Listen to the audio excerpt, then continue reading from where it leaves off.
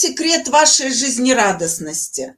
Вот все-таки у вас такая как бы была жизнь, в конце которой вы одиноки, одному человеку плохо, я тоже живу одна, и я понимаю, что одному жить тяжело и страшно порой.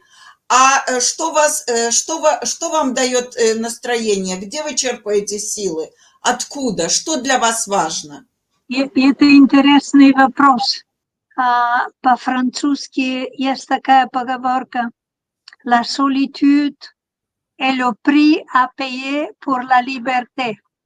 Одиночество – это цена заплатить для свободы. Для свободы.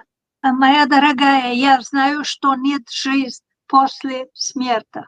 Нет жизни. Тут все религии врут. Так что после что доктор в Берлин меня убедил не делать самоубийство после смерти Стефану, я искала в жизни, что интересно увидеть. Увидеть свет. Я люблю классическую музыку. Надо искать в жизни вещи, которые вам делают удовольствие. Меня делает удовольствие делать вакансии. Иди в концерт, иди в оперу. Оси гулять.